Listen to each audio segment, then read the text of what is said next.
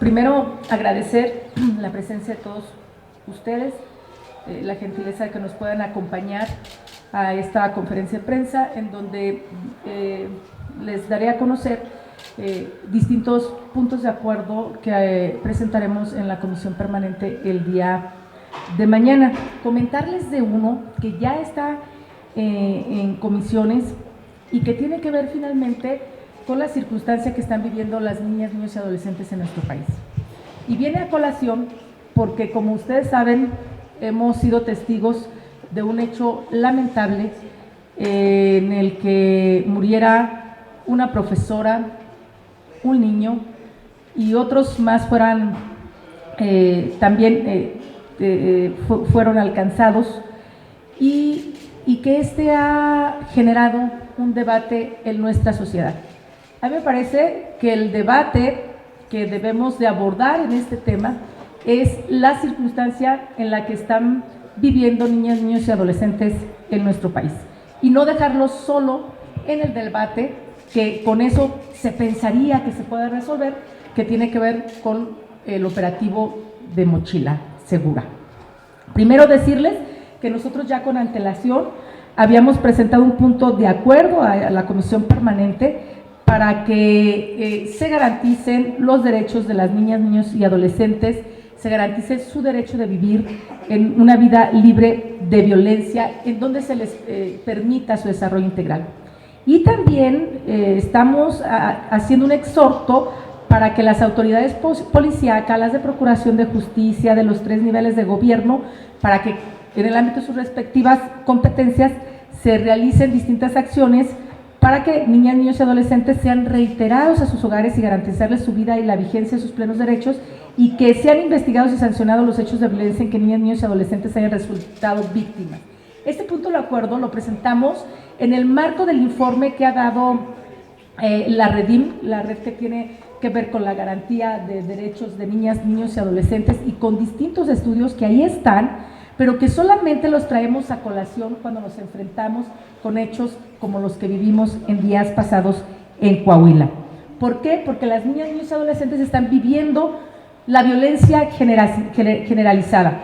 Ustedes saben que en el país hay más de 31% de niñas, niños y adolescentes, que representan aproximadamente 40 millones de niñas, niños y adolescentes, es decir, personas que tienen menos de 18 años. Y que, por desgracia, cuando nos encontramos en una tragedia es cuando medio opinamos y pareciera que el operativo Mochila tendría que ser la respuesta, cuando lo que tiene que hacer este gobierno es impulsar una política de Estado para garantizar los derechos de las niñas, niños y adolescentes. Por eso es de que nosotros presentaremos el día de mañana un punto de acuerdo para exhortar al Sistema Nacional de Protección de las Niñas, Niños y Adolescentes para que sesione a la brevedad con el objeto de implementar políticas públicas que garanticen el derecho de las niñas y niños y adolescentes a vivir una vida libre de violencia. Déjenme decirle algo. Este sistema lo prevé ya la Ley General de Derechos de Niñas, Niños y Adolescentes, que este marco jurídico lo aprobamos en el año 2014. En este sistema están integrados todos los gobernadores y la gobernadora de los distintos estados de la República. En este sistema forman parte el gabinete del gobierno federal, forman parte de este sistema. Y hay invitados permanentes como la Comisión Nacional de Derechos Humanos, hay invitado del Poder Judicial, hay también invitados de las organizaciones de la sociedad civil. Y quien preside este sistema es el presidente de la República. Cuando se instaló ahora con el nuevo gobierno, han sesionado y el presidente no fue a esta sesión.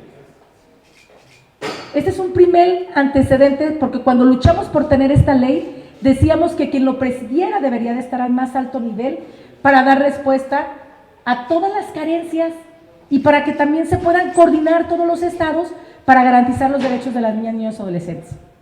Estos sistemas también están conformados en cada uno de los estados. Este sistema forma parte de los gobiernos estatales y los gobiernos estatales también tienen su propio sistema de protección.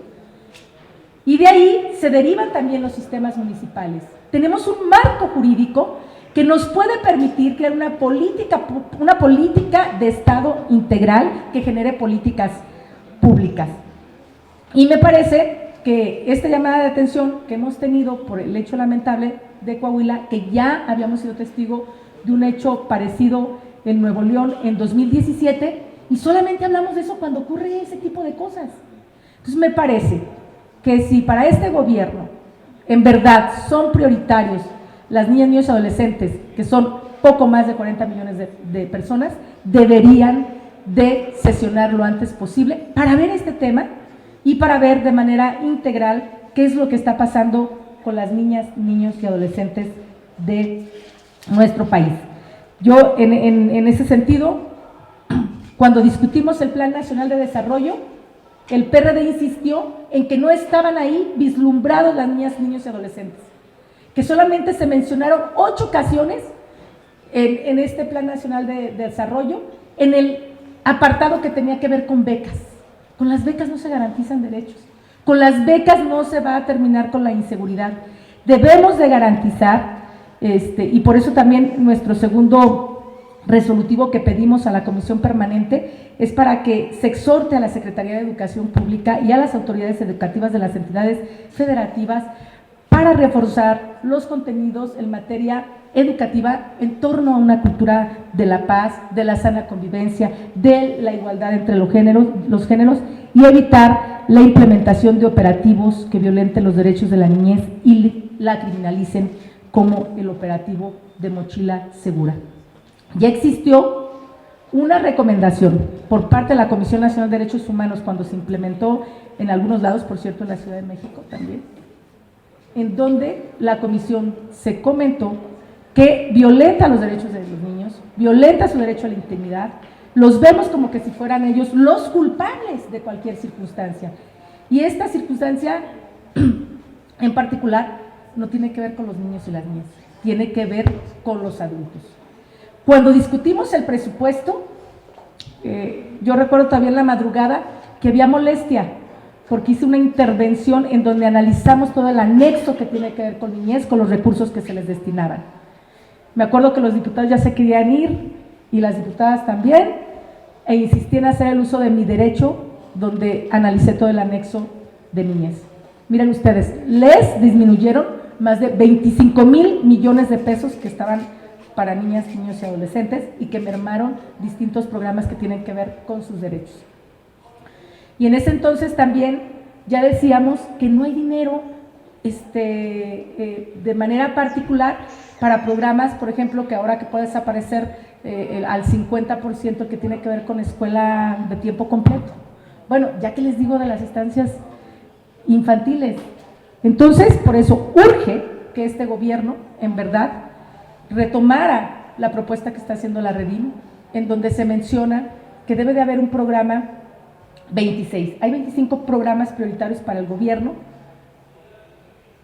y en estos se mencionan en 2 ocasiones a las niñas, niños y adolescentes. Necesitamos un programa 26, pero para verlo de manera integral e ir más allá de las becas, que por cierto las que se entregan son discriminatorias, sí son para familias de los más pobres, pero aún en esas familias solamente se da una beca por familia. Cuando hay 2 niños o 2 niñas, o 1 y 1, ¿a quién se le da? ¿Quién lo define? Pero bueno, nosotros desde el PRD vamos a seguir impulsando esta agenda de niñez. Pareciera que no existieran y pareciera que requerimos de lamentables hechos para abordar este tema. Espero que no pase así. Nosotros vamos a seguir insistiendo y vamos a ver de qué tamaño es el compromiso que tiene el gobierno federal con este grupo de población.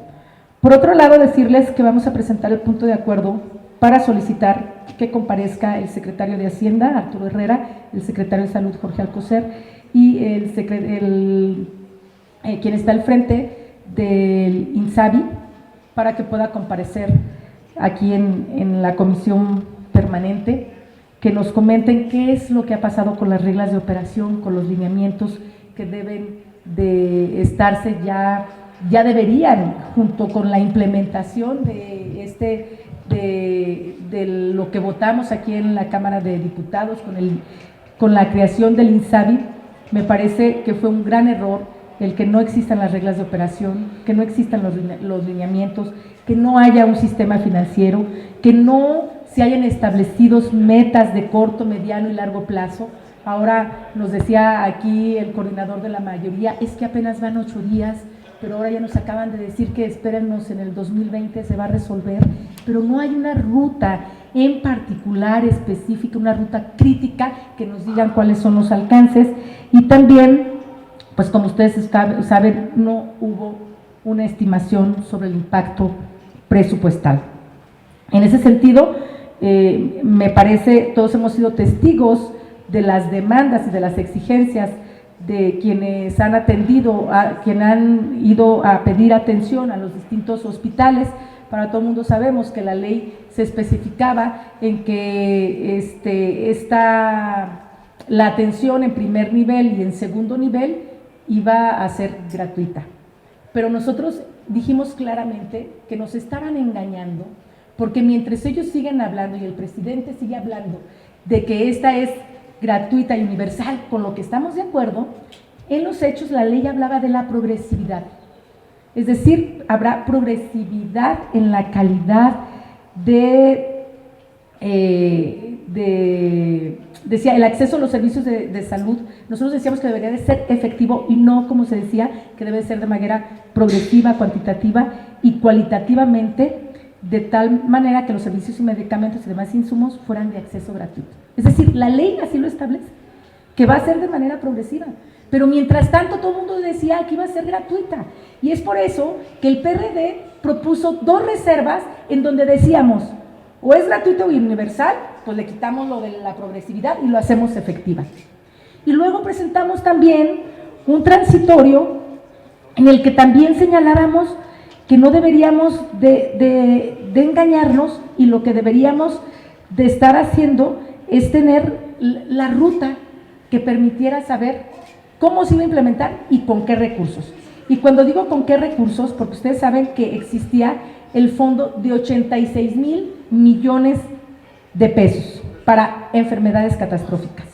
De este fondo se destinaron 40,000 al INSABI, que no sabemos qué ha pasado, si está en el INSABI, que no sabemos, el decreto no decía. Entonces es necesario que se transparente qué es lo que se está haciendo con esos 40,000 millones de pesos, y también que nos digan qué es lo que está pasando o qué va a pasar con los otros 46,000 millones de pesos, de cuál va a ser su destino, ya que el fideicomiso como tal queda en el limbo, desaparece de la ley de salud.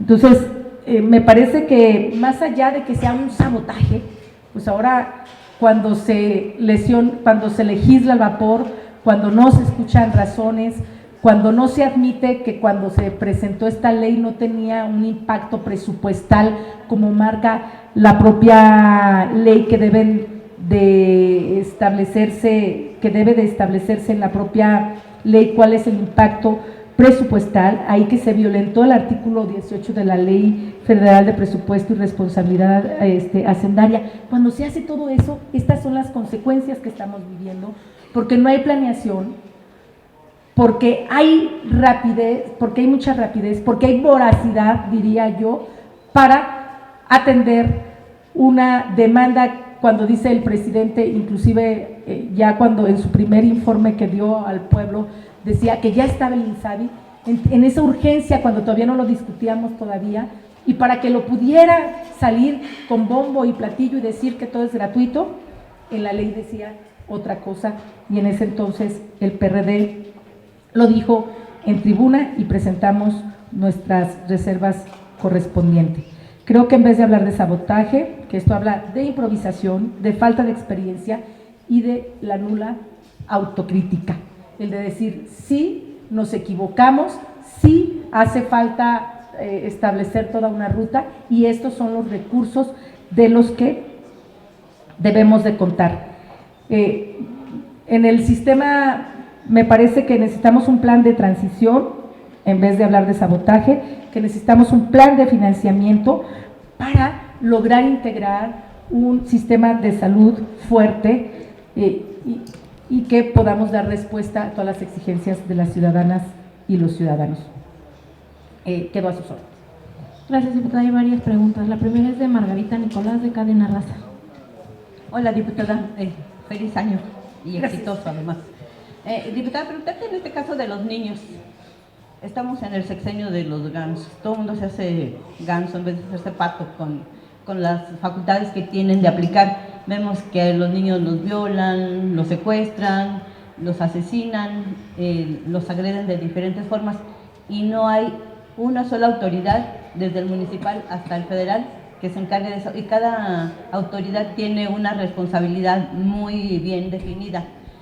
¿Qué están esperando desde aquí, desde la Cámara de Diputados, para obligar a cada uno de ellos a que se hagan cargo de estos menores de edad? Las jóvenes vemos que menores de 15 años se las roban o las secuestran y se las llevan a la trata y a diferentes actividades ilícitas. Nadie hace su trabajo. No es una cuestión que sea solamente del gobierno federal, sino de todos los 3 niveles, incluso hasta de los papás. ¿Qué van a hacer para evitar que esto siga incrementándose? Que todos trabajen a la par, incluida la sociedad. Y lo que mencionabas del caso del niño que apenas sucedió esta tragedia, pues sí, los señores tienen en su casa a la mano los rifles, las pistolas, y nunca se dan cuenta de lo que están haciendo los chamaquitos. ¿Qué van a hacer? Precisamente, aparte de mensajes y de solicitar la presencia de quien sea ante las cámaras, para que se pongan todos a trabajar. Y en el caso del INSABI, pareciera que ahora sí en este caso al presidente ni le interesa la educación, ni la salud, ni nada, solamente sus grandes proyectos. ¿Cómo le van a hacer ustedes para impulsar que realmente se cumpla? Porque vemos como todos los días quienes están enfermos y llevan a sus pacientes a esta atención del INSABI, pues simple y sencillamente ni tienen los recursos y tampoco hay la infraestructura para atenderlos. ¿Qué van a hacer? El secretario de Salud a lo mejor viene y les hace un cuento chino y pues hasta ahí ustedes se lo van a creer.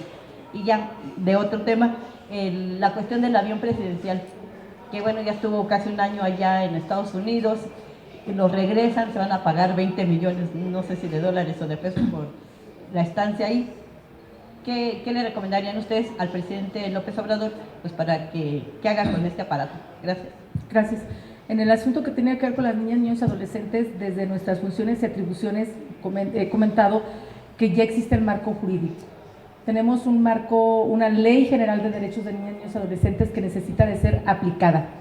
En la medida en que funcione el sistema de protección de derechos de niñas, niños y adolescentes, es en la medida en que vamos a tener acciones conjuntas. Y digo yo que llegar a una política de Estado. Como ya les he comentado, quiénes son los que conforman este sistema, entonces sí es un granaje que hay a nivel nacional y que está siendo desaprovechado. Pero además, pues el presidente debe de tenerlo como una de sus prioridades. En la medida en que esto ocurra, es en la medida en que quien convoque es el presidente de la República al sistema. Entonces me parece que debe de ser convocado y de manera integral ver el asunto que tiene que ver con la violencia, pero ver todos los asuntos de las niñas, niños y adolescentes. Están obligados también a presentar un programa nacional de impulso de políticas públicas, porque si bien dices, tenemos el problema que tiene que ver con la violencia, que 3 niños diario están siendo asesinados, que tienen que ver con un acto con el crimen organizado, que tenemos más de 7,000 desaparecidos de niñas, niños y adolescentes, que las niñas han aumentado, por desgracia, el número de feminicidios, de las que tienen menos de 18 años, pero también sabemos que el 7% de violencia que sufren, 7 de cada 10 niños sufren violencia en sus casas. Es decir, estamos viviendo la violencia generalizada por una parte, pero tenemos también que ver que los niños estén en las escuelas, que los niños no trabajen, que se les garanticen sus derechos y también hay que invertir, eso es lo que me parece.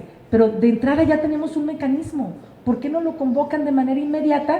Más allá, inclusive para discutir el operativo Mochila, porque cada quien hace lo que quiere con ese operativo. En una parte lo implementan con policías y perros, tratándolos a los niños y a las niñas como delincuentes, en otros dicen que se van a hacer cargo los padres y madres de familia, en otros dicen que va a ser afuera de las escuelas, en otros adentro, es decir, no hay una coordinación ni siquiera para eso. Entonces, discutamos como una medida de protección a los niños, más que de una medida que va a durar mientras tenemos ya la experiencia del 2017. Si lo hubiéramos abordado desde el 2017 como una perspectiva, una política pública para combatir, pero tenemos que ver qué está haciendo la Secretaría de Educación, cómo involucramos a todos los que forman parte del sistema de educación, a los profesores, a las madres, a los padres, a los administrativos, a los directores.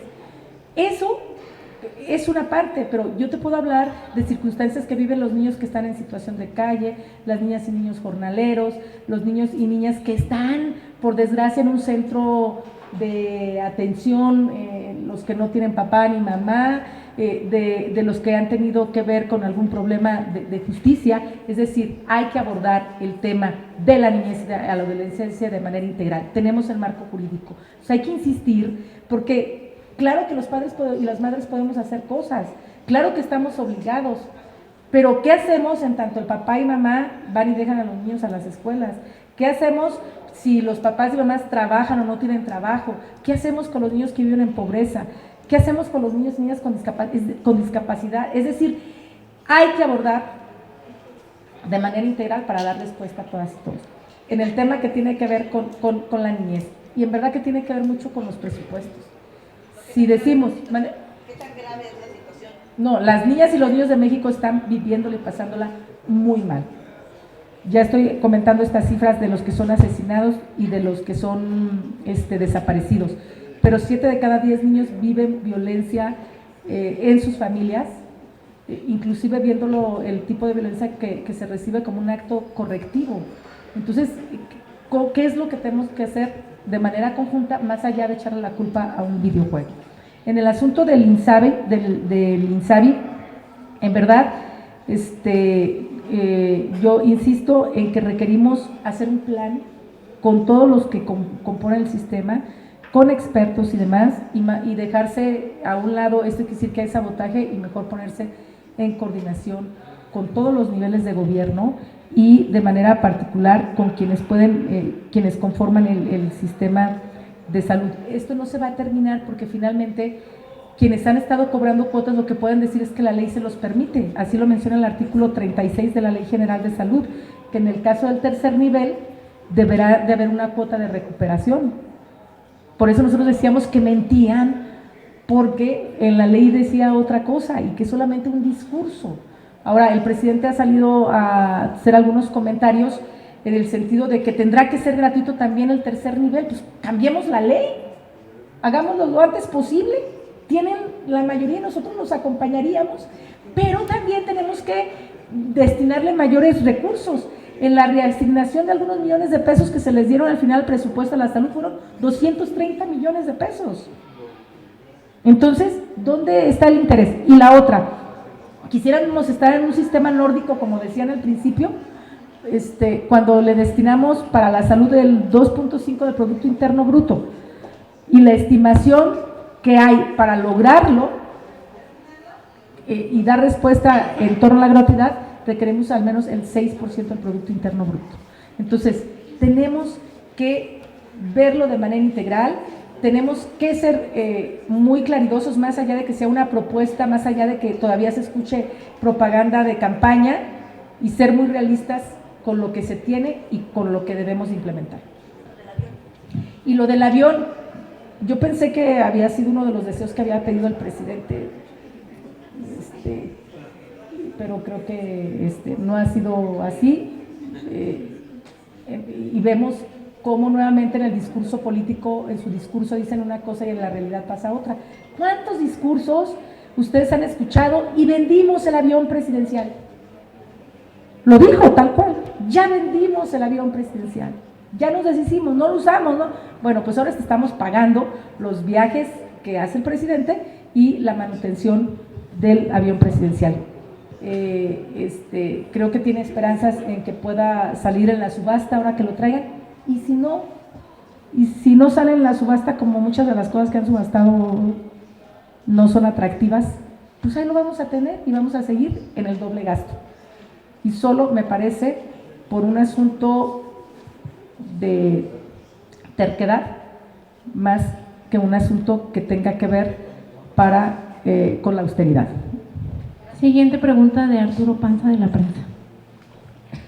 Diputada, buenas tardes. En relación a todo esto, lo de Torreón, ya hay algunas entidades, como es el Estado de México, en algunos de sus municipios, están utilizando binomios caninos para la inspección de mochilas, ya sea de detectar armas, drogas, en fin. Esto en algunas entidades no es nada más a raíz de lo que pasó en Torreón, sino ya se venía implementando. ¿Cuál es su opinión en torno a estos operativos ya con perros, con binomios caninos? ¿Es positivo? ¿Es una violación a los derechos? ¿Es malo? ¿Es bueno? Me gustaría que me dé usted los puntos de vista con un fundamento legal. Sí. En primero, las niñas y los niños y los adolescentes son sujetos de derechos. Yo he escuchado, y con mucho respeto, cuando se dice que finalmente los padres tienen que definir en dónde estudian y cómo y qué hacer con los niños. Sin lugar a dudas que tienen una responsabilidad en ese sentido, pero también es cierto que como son sujetos de derechos, con independencia de lo que piden padres y madres, las niñas y niños se les está violentando su derecho a la intimidad, así lo dice la Ley General de Derechos de Niñas, Niños y Adolescentes, que no pueden ser atentados contra su dignidad ni con su integridad, y que por cualquier cosa se debe de permanecer el interés superior de la niña y del niño. ¿Qué quiere decir esto? Es decir, los niños y las niñas están siendo tratados como que si fueran delincuentes, cuando el que si traen droga o que si trajeran alguna arma fuera responsabilidad de las niñas y niños. Es decir, ¿cómo la consiguen? ¿Cómo llegan? ¿Quién los cuida? ¿Quién está atrás de ellos? Eso por decir de los cuidadores, padres o madres. Pero por otra parte, también, ¿qué está haciendo el Estado para evitar que esa droga llegue, para evitar que las armas lleguen? ¿Y qué estamos haciendo como sociedad para generar que las niñas y niños vivan en un ambiente libre de violencia, cuando lo que vemos en la tele, escuchamos en la música y lo que está ocurriendo de manera diaria cuando están viendo que en sus barrios desaparecen no solamente adolescentes, niñas o niños, sino que desaparecen personas, cuando vemos que agarran a un cartel, a un capo de un cartel y resulta que lo liberan? Digo, entonces me parece que más que llevar perros y los policías, yo no me podría imaginar a mi hija que le estén revisando con un perro de una policía su mochila. Ahí los padres y madres tenemos responsabilidad, me parece. Entonces, en mi opinión, comparto lo que ha dicho ya la Comisión Nacional de Derechos Humanos, que es violatorio a sus derechos. Y ahora, tú mencionas bien ahora que es en el Estado de México. No hay una homologación en todo el país que pudiera impulsar la Secretaría de Educación para que en todos lados fuera así, pero que además viéramos cómo implementar otro tipo de medidas para ver efectivamente que no lleven. Pero ahora, si revisamos las estadísticas de lo que se ha encontrado,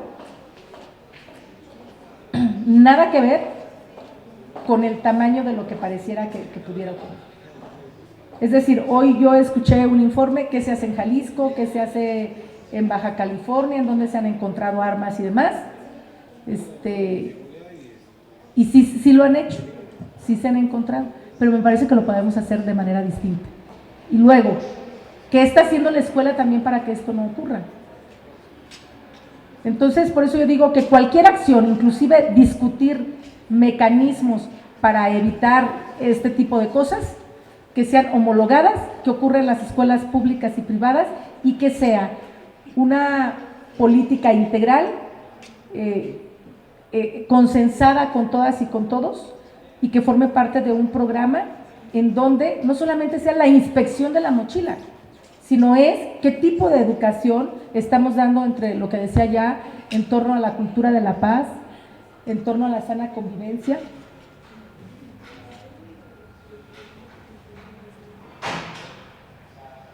en mi opinión es violatoria a los derechos. Bien. Siguiente pregunta, Berta Becerra del Sol de México. Buenas tardes, diputada. Gracias. Ayer se encontró en Mazatlán, al amanecer, a un niño colgado de una torre de la Comisión Federal de Electricidad. ¿Esto qué nos dice? Porque no es el primer caso. O sea, hay un abandono total a la niñez y adolescencia por parte de los padres. Esta cultura informática tampoco no está deformando mucho la educación y la responsabilidad de los padres. Quisiera que me regalara su opinión. Gracias.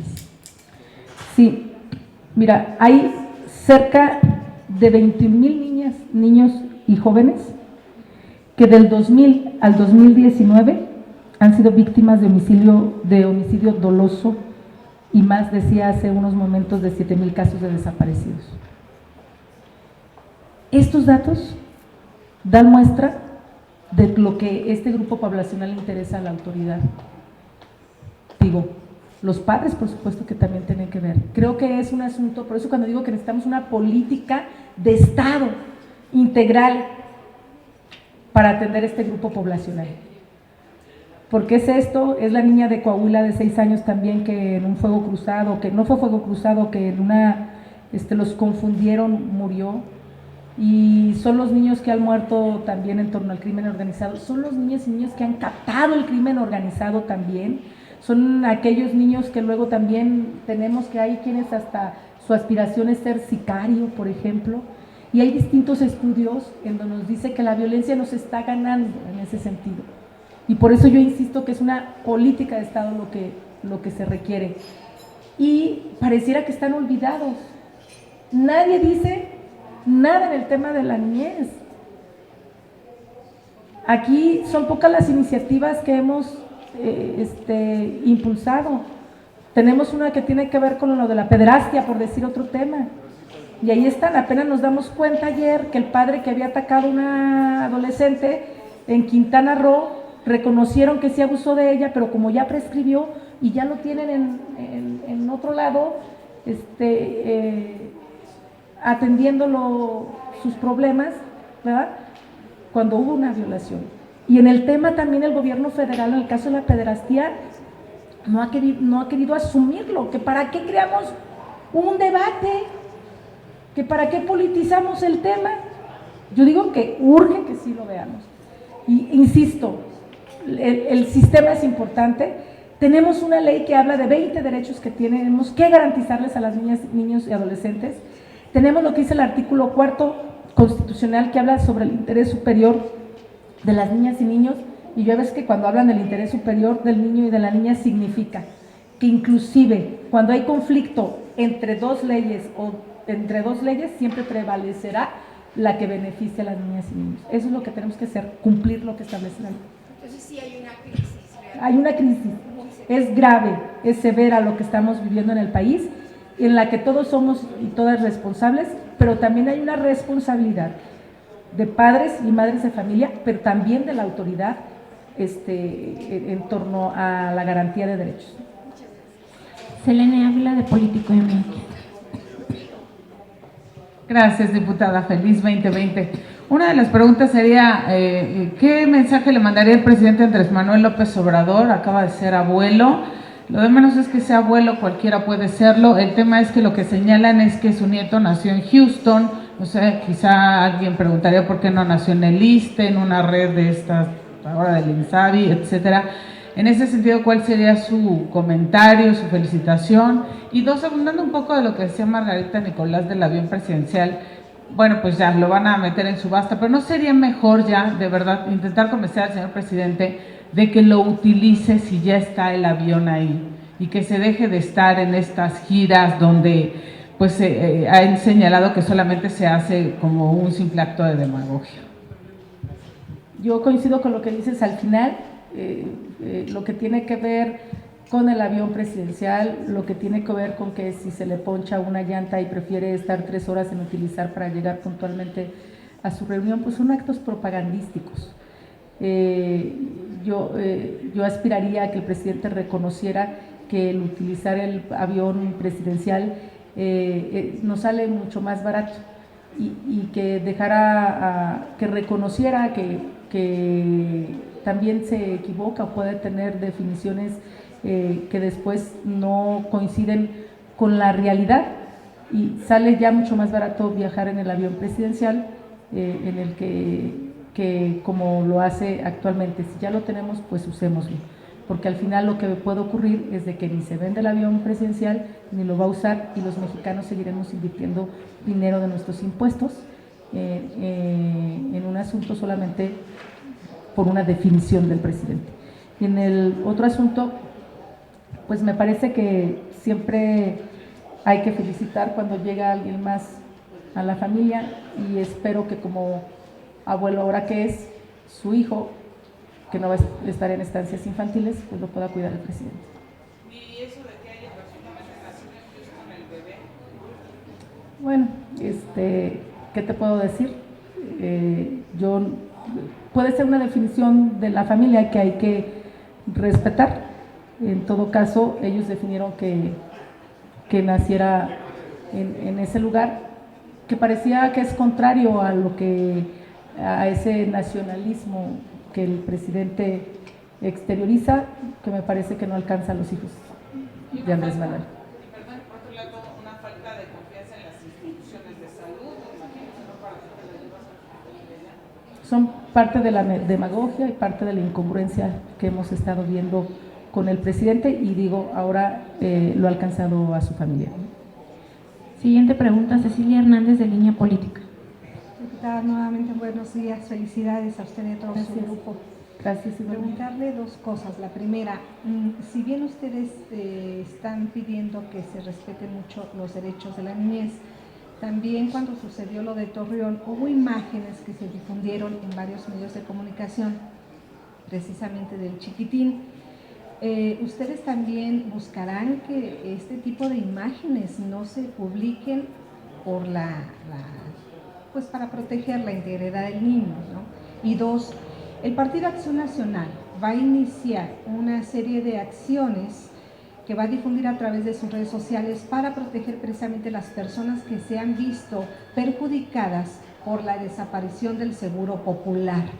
¿Ustedes en un momento dado seguirían este tipo de acciones, las apoyarían, se sumarían con ellos o buscarían otros mecanismos para proteger a esas personas que están totalmente indefensas? Se quedaron en el limbo, ya no tienen el Seguro Popular y tampoco tienen los beneficios de esta nueva institución de salud. Gracias. Gracias. En el tema que tiene que ver con el Seguro Popular, en este tema nosotros hemos estado presentando ya distintos amparos que tiene que ver con niñas y niños que tienen cáncer. Hemos presentado distintos amparos que han sido aceptados cuando se dio todo el problema que tenía que ver con los retrovirales. Son amparos para garantizar que se les atienda y se les dé el medicamento de manera oportuna. Y esa ruta nosotros la hemos iniciado, ya tenemos algunos y el día de mañana vamos a estar con ustedes en una conferencia de prensa con ese tema en particular, porque vamos a presentar otro el día de mañana, pero estarán con nosotros las personas que vamos a acompañar a presentar estos amparos. Hemos presentado en el estado de Tamaulipas, en el estado de Nuevo León, aquí en la Ciudad de México mañana se presentan los de la Ciudad de México. Pero esa asesoría jurídica la abrirán para... La hemos abierto, hemos presentado también en San Luis Potosí y mañana daremos más detalles para que acudan con nosotros y poder orientarlos en ese tema y acompañarlos jurídicamente. La otra pregunta era lo de las imágenes. A ver, es el cumplimiento de la ley y la Ley General de Derechos de Niñas, Niños y Adolescentes establece, me acuerdo que cuando se hizo esa ley tuvimos un gran debate, es de que no pueden utilizarse imágenes de niñas y niños que atenten contra su dignidad, contra su integridad y demás. Es por eso que ahora vemos cuando hay algunas imágenes de niños que no pueden visibilizarse sus rostros por un asunto que tiene que ver con la ley. Y me parece que en este caso podríamos utilizar otros mecanismos más allá de aquellos que finalmente no cumplan. Me parece que pueden cumplir el objetivo de informar, más allá de esas imágenes que a nadie gustan, que son desagradables, pero que finalmente tenemos que cuidar la integridad de las niñas y niños. Lo establece la Ley General de Derechos de Niñas, Niños y Adolescentes. Claudia Salazar, de Reforma. Gracias. Buenas tardes, diputada, ¿cómo estás? Oye, para ver si me puedes hacer un comentario. Primero, bueno, ya has comentado esta cuestión del INSABI. Para mañana, ¿qué se estaría planeando, considerando para la permanente? ¿Algún punto de acuerdo? Ya después de toda estos días que ha habido de todo, justificaciones, negando que se hayan aumentado cuotas, negando que se esté negando el servicio, negando que haya un desorden en la forma en cómo se aplicó, cómo inició el INSABI sin una transición, y echándole la culpa a los médicos, ¿no? A los directivos, a los doctores de la atención. ¿Qué piensan hacer para mañana sobre la forma en cómo se echó a andar el INSABI? ¿Qué propuesta traen para mañana en la permanente? Y que ves este comentario del presidente de que asegura que para fines de este año sí habrá la gratuidad, cuando pudo haberse considerado desde la planeación de la aplicación de la ley, ¿no? O sea, una transición en tiempos pausada para que se hiciera sin afectar a los usuarios. Y también pedirte tu opinión sobre lo que ya salió hoy, de que el avión pues siempre sí regresa, no se vendió, 30 millones de pesos ha costado tenerlo parado, para venderlo, no lo van a vender, y ahora hasta lo piensan rentar, y otra vez van a apelar a que haya una asociación con empresarios y también pagar, a ver si hay quien se lo quiera rentar. ¿Cómo ves esta cuestión del avión presidencial, por favor? Sí, en lo que tiene, en relación con el INSABI, vamos a presentar un punto de acuerdo para solicitar la comparecencia del secretario de Hacienda, Arturo Herrera, del secretario de Salud, Alcocer, y del INSABI, de Juventino Ferrer. Me parece que es importante que nos digan qué es lo que está pasando con las reglas de operación que debieron de haber estado una vez que se empezó su implementación desde el 1 de enero, cuáles son los lineamientos, cuál es el sistema financiero, cuáles van a ser las metas de corto, mediano y largo plazo. Yo comentaba, primero nos decían que apenas iban 8 días, y ahora ya vimos que uno de los funcionarios dice que en un año, pero luego hay contradicciones entre ellos mismos. Entonces me parece importante tener, que podamos tener finalmente cuál es esta ruta en la que se está pensando, porque cuando tenemos una ruta, entonces se evita la improvisación y se evita también todo lo que estamos viviendo, que tiene que ver con la falta de medicamentos, que tiene que ver con la falta de atención. Y en este sentido, también que nos expliquen qué es lo que está pasando con los 40,000 millones de pesos que se utilizaron del Fondo de Enfermedades Catastróficas, dónde están, en qué se está implementando, de qué manera, y de igual forma, qué es lo que está sucediendo con los otros 46,000 millones de pesos que formaban parte de este fideicomiso, que ya existían, por cierto, de los ahorros de los neoliberales. Entonces, que nos digan qué es lo que está pasando con estos recursos, y que de manera muy clara solicitar que podamos tener una ruta crítica en ese sentido, de que si ahora están diciendo que en un año, qué es lo que ocurriría, cómo, y que involucren a todos los que tienen que ver con el sistema de salud de manera seria, organizada y coordinada, porque de lo contrario vamos a seguir viviendo lo mismo, estar viendo los distintos testimonios, o de lo contrario nos van a decir que mejor para el 2023. Entonces, que debe de ser muy claro qué es lo que se tiene que hacer, porque ya estábamos comentando que la ley, y lo otro es que legislativamente pues hagamos las modificaciones para que la ley diga en verdad que es gratuito también las enfermedades del tercer nivel, por lo que establece el artículo 36, ahí se establece que habrá cuotas de recuperación. Es cierto que también se establece ahora en las reformas que se hicieron, que habrá convenios con estos hospitales, pero pues no se hicieron, cuáles son, de qué forma se llevarán a cabo. Y el otro, que podamos tener muy claro, en la ley se establece ahora que todos estos derechos serían de manera progresiva. Eso dice, nosotros decíamos, debe de ser efectiva y no progresiva, porque si es progresiva, entonces no va a ser ni gratuita ni universal, que es lo que estamos viviendo, ¿no? Entonces, pues hay que modificar la ley, si va a ser gratuita, pero hay que ver los recursos de dónde van a venir, porque podrá estar establecido en la ley y se podrá decir que es gratuito y universal, pero sabremos que no podrá alcanzar a toda la población. Entonces, tenemos que tener muy claro para tomar las decisiones que permitan a toda la gente en verdad garantizarle el derecho a la salud.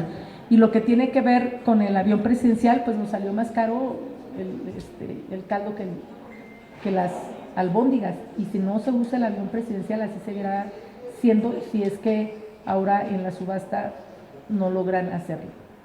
¿Cuánto tiempo tiene vendiéndose ya? ¿Un año? ¿Verdad? Hay que ver quién más. Y mientras tanto se sigue pagando, y mientras tanto se sigue utilizando los recursos que gasta el presidente en sus distintas giras, pero entonces se está pagando más de lo que se debería de ahorrar en este asunto de la austeridad. ¿Y por qué? Porque el presidente no quiere hacer uso de la ley. Última pregunta de Jaime Obrajero de W Radio.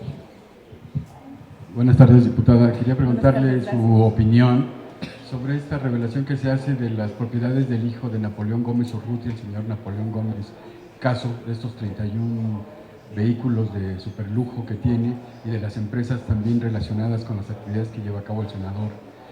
Si considera usted que este caso seguiría el mismo rumbo que el caso Bartlett, o cuál sería la exigencia que se daría tanto al senador como a las autoridades para que se explique bien esta situación.